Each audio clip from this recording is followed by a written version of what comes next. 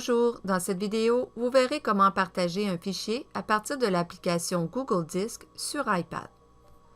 Si vous souhaitez partager un document ou un dossier à partir de l'application Disc sur iPad, il faut d'abord aller dans la section Fichiers.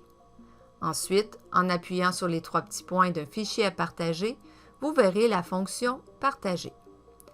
Vous pourrez alors entrer le nom ou le courriel de la personne avec qui vous souhaitez partager le document. Il est possible d'inscrire plusieurs personnes.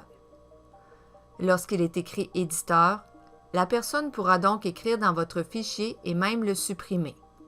Appuyez sur « Lecteur » si vous souhaitez plutôt attribuer des droits de lecture et non d'écriture, ou « Commentateur » pour autoriser l'ajout de commentaires seulement. Comme dans l'exemple, Éditeur attribuera le mode collaboratif. Tout au bas, vous pourrez ajouter un message à votre collaborateur qu'il recevra dans sa boîte de messagerie.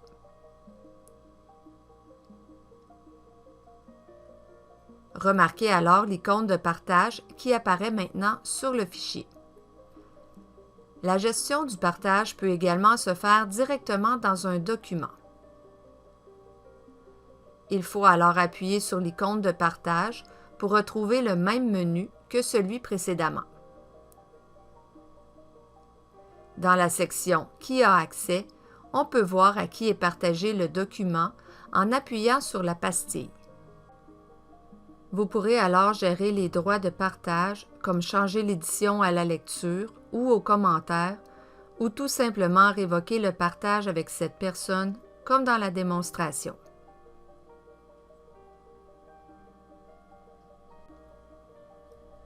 Une fois la mise à jour faite, le document redeviendra privé. Dans ce même menu, en appuyant sur l'icône des personnes de la section « Qui a accès » et en appuyant sur « Modifier », vous pourrez partager un fichier à tous les utilisateurs à l'intérieur du domaine du centre de services scolaires. Si vous choisissez « Lecteur » comme dans l'exemple, tous les utilisateurs du domaine pourront consulter le fichier.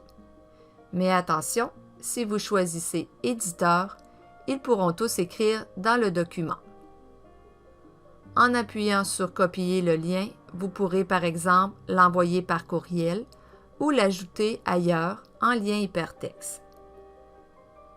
Savoir gérer le partage est donc essentiel pour maximiser l'utilisation de l'espace infonuagique et pour éviter des erreurs.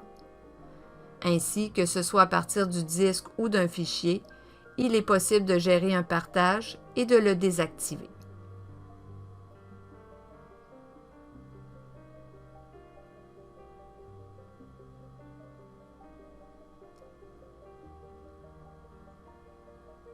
Pour terminer, les trois petits points vous proposent un menu contextuel pour revoir qui a accès au fichier ou pour ignorer l'envoi d'une notification par courriel qui se fait automatiquement lors d'un partage à une ou des personnes. Si vous avez des questions, n'hésitez pas à communiquer avec nous.